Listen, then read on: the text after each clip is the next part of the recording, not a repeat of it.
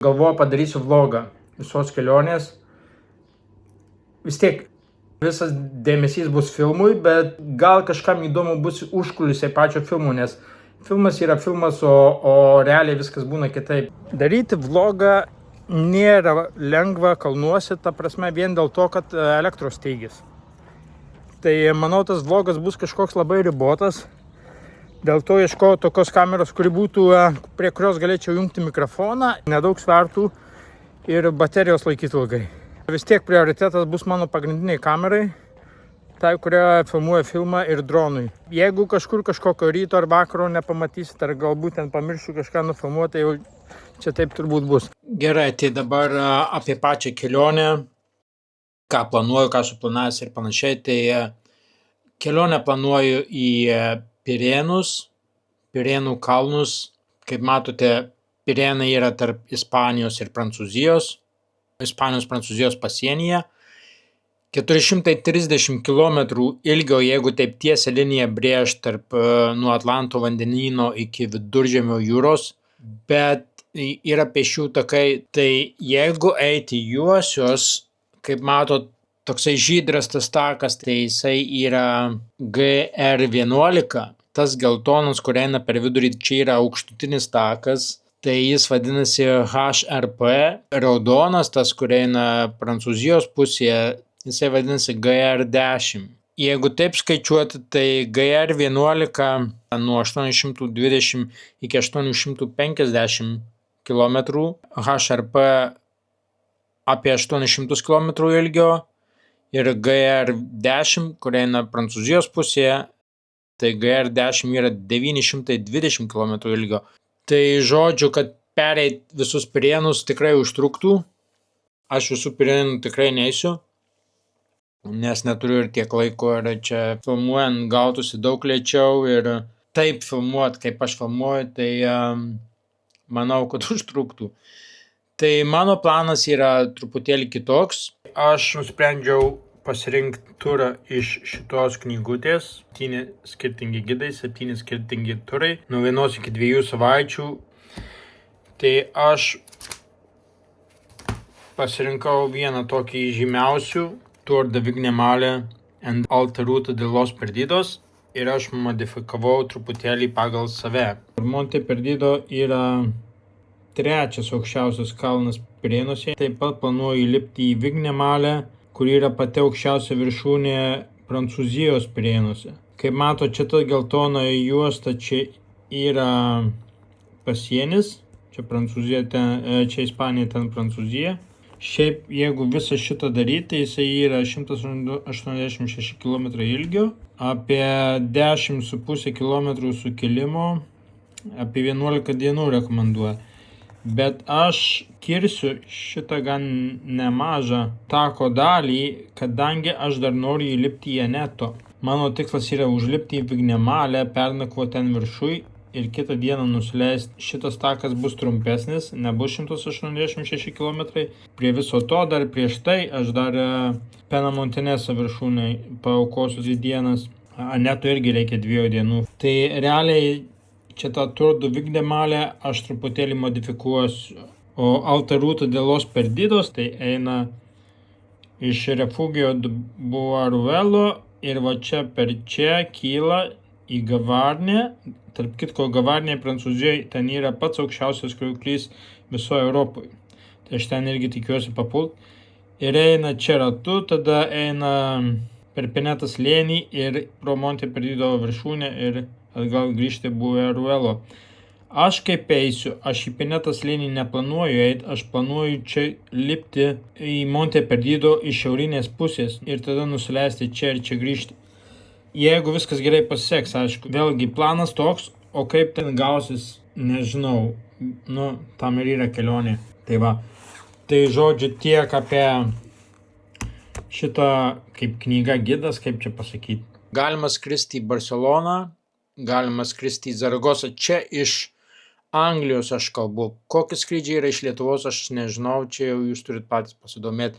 Bet man tai geriausias variantas skristi į Zaragosą, kadangi Penamontenesa pats pirmas mano pasirinktas kalnas, o po to jau į Torlą ir po to jau visą trasą, ten apie 120 km gal.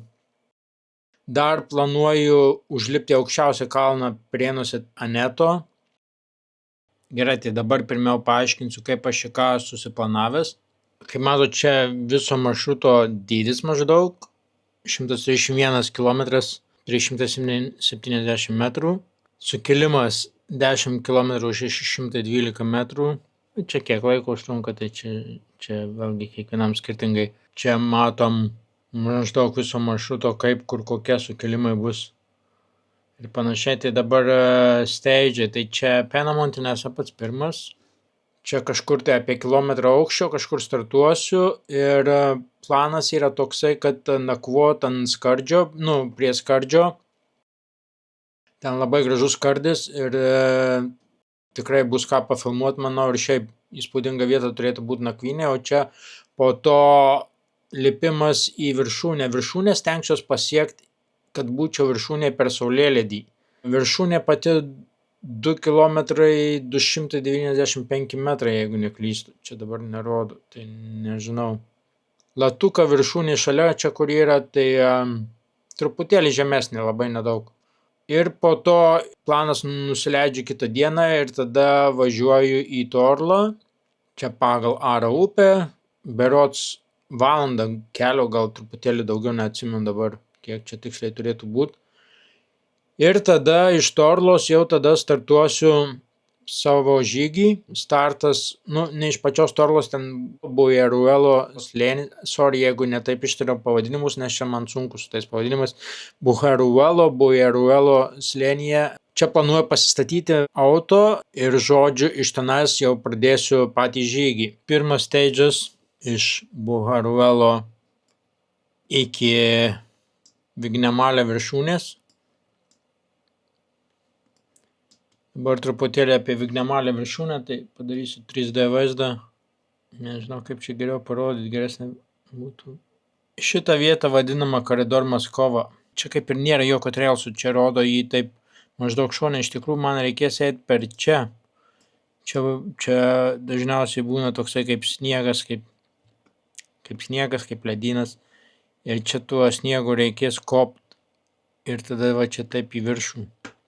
Prie pat Vignemalio viršūnės, ten yra uola. Ir mano planas yra miegoti toj viršūnėj, o jeigu oras nebus labai geras, tai tada miegoti toj uoloj. Dabar čia matome vieną ispanų porelę, kuri praeitą vasarą lipo į Vignemalio viršūnę. Čia kaip tik yra Vignemalio viršūnė. Ir pamatęs jų emocijas.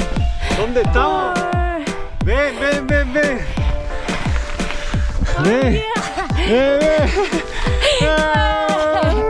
Tai būtent pamatęs šias emocijas, aš nusprendžiau, kad aš irgi noriu tai patirti ir labai noriu praleisti naktį čia viršūnėje. Jie taip pat lipo per Koridor Moskovą, dėl ko aš susigundžiau tuo maršrutu irgi. Ir čia kaip matome vaizdas iš Vignemalio viršūnės. Ispaniškai aš nesuprantu, bet kiek suprantu, ką jis čia bando pasakyti, kad čia yra vietos vienam žmogui miegoti. Pačioje viršūnėje daugiau vietos ten nėra. Jie miegojo uoloje, bet man atrodo buvo tai dėl to, kad jie buvo dviese ir ten vietos abiem nebuvo. Nes kaip atrodo čia oras jiem buvo tikrai įspūdingas ir labai gražus saulėlydis. Aš pasiskolinau jų video turinį šiek tiek, tikrai įspūdingos jų kelionės, nors man labai gaila, peržiūrų jie turi labai nedaug ir sekėjų nėra daug, bet jie kalba ispanų kalba, ispaniškai aš nesuprantu. Jeigu jūs suprantate ispaniškai arba tiesiog norite pasižiūrėti nuostabaus turinio Pirėnuose, tai siūlau šį kanalą, tikrai nenusivilsit. Sekantis stage'as. Nusileidžiu iš Vignemalio viršūnės per ledyną. Čia būtent ledynas vadinasi Glacier de Osu. Leidžiuosi iki šito refugio ir tada dar leidžiuosi žemyn, kad pamatyti šiaurinę pusę Vignemalės, nes labai norėjau nufilmuoti. Tai refugio Outlets de Gaub. gan įspūdingoje vietoje pastatytas refugio, pabandysiu 3D, gal čia jungo, kažkas jūs geriau matysis. Tai yra noras pamatyti ir būtinai nufilmuoti Vignemalės visą tą amfiteatrą iš šiaurinės pusės, nes jis tikrai turėtų atrodyti įspūdingai. Tai čia yra Vignemalė viršūnė, aš ją užlipsiu iš kitos pusės ir paskui kitą dieną ten nusileisiu ir čia nusileisiu į šitą slėnį. Man ir nereikėtų leistis į šį slėnį, bet aš leisiuosi vien dėl to, kad nufilmuot šiaurinę pusę Vignemalės ir visą tą pakavotą gamtos grožį čia. Nuo Vignemalės viršūnės iki apačios šito slėnio čia yra kažkur apie 1 kilometras, kaip pasakyti, kaip skardis, bet ne visai skardis, bet čia faktiškai uola tokia eina kilometrų. Nuo čia iki čia eina 1 kilometras 100 metrų. Tai jūs įsivaizduokite, tai čia telpa 3 Lietuvos televizijos bokštai ir dar lieka. Koks čia yra aukštis šito viso, šito kalno. Nuo šito slėnio. Kalnas tai dar aukštesnis, bet turiu omeny iš šito slėnio iki viršūnės. Čia turėtų būti įspūdingas vaizdas. Tada čia pafilmuoju viską ir tada aš grįžtu atgal, kylu atgal. Ir tada planas čia leistis, jeigu viskas gerai, jeigu spėju ir oras geras, tada planas nakvoti prie šito ežero. Paragdeosų. Čia nakvynę planuoju pasidaryti, čia turėtų būti įspūdinga nakvynė. Vat iš ten aš ateičiau, čia per tą slėnį, tai va per čia nusileidžiu ir čia tada planas miegoti yra. Jeigu sutampa laikai, jeigu ne, jeigu išeis taip, kad vidury dienos pro čia eisiu, tai tada jau eisiu toliau, jau neliksiu nakvoti. Dabar 4 stage'as, einam toliau ir einam į Gavarnį kaimelį. Ir iš Gavarnės kaimelio, čia per slėnį, čia bus įspūdingas amfiteatras irgi. Mato čia tos uolų formacija, čia eina tokio amfiteatro. Ir čia bus pats aukščiausias krioklys Europoje, kurio aukštis yra 422 metrai. Pabandysiu padaryti 3D vaizdą, pažiūrėsim, kas čia gausis. Va tas krioklys čia kažkur iš čia ateina, jeigu neklystu, iš čia jisai ir ateina. Turėtų būti įspūdingas vaizdas ir aš planuoju čia kažkur šitam slėnį, čia yra miškų, planuoju čia kažkur tai prie upės, nusimest palapinę ir miegoti, būtų gerai su vaizdu į krioklį. Tai video labai gerai tiks ir šiaip turėtų būti įspūdinga nakvynės vieta irgi. Tai tiek Gavarnė, toliau einam į stage 5 ir tada čia jau kylam į viršų. Kylam į viršų ir kylam prie ežero, kuris yra labai aukštai. Jisai yra faktiškai 2,5 km 600 metrų aukštyje. Lago de Marbouré. Turiu svajonę išsimaudyti šitame ežere, jisai kartais būna užšalęs, bet dažniausiai taip nepilnai užšalęs. Prie ežero čia ant kalnų perėjos yra refugio. Yra mažiukas refugio de Tukaroja, 2 km 600 kažkas ten su pusė gal metrų aukštyje, pastatyta ant pačios kalnų perėjos, tai turėtų būti gan įspūdingai tenais. Nežinau, kur aš darysiu nakvynę, kaip čia man gausiu su nakvynėm, bet stage'as eina toliau pro šiaurinę pusę Monte Perdido, 3 aukščiausias kalnas Pirėnuose. Vat per čia turėčiau kopt, čia vėlgi ledynas yra ir čia pakilus 3 km aukštį, daugiau truputėlį nei 3 km yra užšalęs ežeras, kuris irgi ne visą laiką būna užšalęs. Pro tą ežerą ir tada jau čia lipam į Monte Perdido viršūnę. Čia yra viršūnė, 3 aukščiausias kalnas Pirėnuose. Ir tada iš Monte Perdido viršaus leidžiuosi vėl iki to užšalusio ežero ir tada iš jo jau leidžiuosi čia žemyn. Refugio de Gorys. Tai Refugio de Gorys tai gan naujas, modernus, didelis refugio, nes labai daug kas lipa į Monte Perdido, tai čia jau turėtų būti nemažai infrastruktūros, galbūt ir internetas bus ir viską, ir čia planuoju tada jau nakvoti arba pačiam refugio, gal kažkur palapinę nusimesiu, žiūrėsiu. Gerai, tada einam stage 6. Stage 6 yra, aš jį susikūriau vien dėl to, kad labai noriu pamatyti Bridge de Roland. Ten yra, aš gal įmesiu čia vlogą, kai darysiu nuotrauką to Bridge de Roland. Toks yra kalnų perėjoje faktiškai. Ten yra tokie įspūdingos uolos ir toksai tarpas, kaip vartai tarp tų uolų. Nu, aš įdėsiu nuotrauką arba video kažkokį rasiu internete, kad suprastumėte, apie ką aš šneku. Tai realiai mano tikslas, aš tą dieną nueinu iki tenais, pafilmuoju truputėlį kažką ir po to grįžtu palei šitos skardžius. Čia turėtų būti vėlgi įspūdingi skardžiai, kaip matot, nes čia yra Ordesos, o čia jo apačioj, o čia kur mėlyna. Čia yra Ordesos visas tas nacionalinis parkas ir čia tikrai turėtų būti įspūdingo šitos vaizdai nuo tų šlaitų skardžių. Čia apeinu ir grįžtu į Refugio de Gorys. Tada ten praleidžiu naktį ir tada einam Stage 7 ir Stage 7 jau iš Refugio de Gorys atgal, kur bus mano auto, Refugio de Bujaruelo. Bet per visą šitą slėnį čia bus paskutinis toks ėjimas. Tai būtent toks bus šitas maršrutas. Tada sėdu į mašiną, važiuoju į Torlą ir nežinau, dar nesuplanavau, kur darysiu nakvynę, bet po to iš Torlos man reikės pradėti žygį į Anetą, kur yra čia, į Lebasurtą. Lebasurta yra arčiausia vieta, kur yra mašinų parkavimo aikštelė. O čia kažkur tai pasistatysiu auto ir nežinau, kur nakvosiu. Gal kaip pabaigsiu kelionę ir kur reikės nakvoti. Kiek žinau, šitas Refugio yra labai brangus. Refugio de la Ranclusa ar kažkaip tai taip. Tai jisai tikrai nėra pigus, ten jeigu neklystu apie 200 eurų naktis eina. Tai gal aš nakvosiu kažkur kitur. Ir tada gerai. Esmė yra tokia, iš Lebasurto, čia pasistatau auto ir tada čia pradedam kilimą. Kylam link ledyno, Aneta irgi turi ledyną. Aneta randasi Maladeta nacionaliniam parke, jeigu gerai ištariau. Jeigu ką, tai ledynas seniau yra buvęs visas šitas šlaitas, Aneta buvo kažkada ledynas.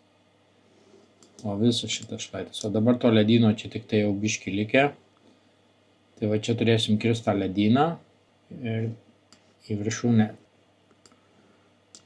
Aneto turėtų būti mano paskutinė viršūnė. Nu ir aišku, toksai vyšnaitė filmo pabaigimui.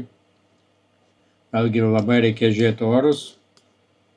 Tikiuosi, kad nesutrukdys tie orai papult tenais. Nežinau, kodėl mano 3D kažkas čia neveikia su tuo Aneto. Tai tiek dabar būtų apie mano kelionės planavimą. Sekantį vlogą bandysiu padaryti apie visą įrangą, kokią planuoju vežtis, drabužius ir panašiai. Rašykit, kas patiko arba kas nepatiko, arba kažkokių klausimų turit, gal norit kažką daugiau sužinot. Tikiuosi, kad nuobodu nebuvo ir jeigu planuojat patys kažkokią panašią kelionę, tai mano maršrutus galite rasti All Trails internetinėme puslapyje, tiesiog parašykit Irmis Matuza, ten jūs galite mane pasiekti ir ten galite rasti visus mano maršrutus. Taip pat noriu paprašyti, užsiprenumeruokit kanalą, jeigu to dar nepadarėt, uždėkit patiktuką, parašykit komentarą. Šiaip, jeigu jums tikrai patinka mano turinys, tai jūsų komentaras man tikrai padėtų, nes YouTube algoritmas dabar nelabai žiūri į peržiūras, nelabai žiūri į visus tuos laikus ir tiesiog žiūri, kaip žiūrovas bendrauja su kūrėju ir kuo daugiau bendravimo, kuo daugiau komentarų, tuo algoritmas daugiau pušina tą video. Tai aš būčiau labai dėkingas, jeigu jūs parašytumėt komentarą. Tai man tikrai padėtų augti šitame lietuviškame kanale. Ir jeigu jūs dar nematėt mano filmų, tai tada kviečiu jūs užsukti mano tarptautinį kanalą, tokiu pačiu pavadinimu kaip šitas lietuviškas, tik tai be LT, tai yra Irmis Matuza, ir pažiūrėti mano filmus. Ačiū ir iki malonaus.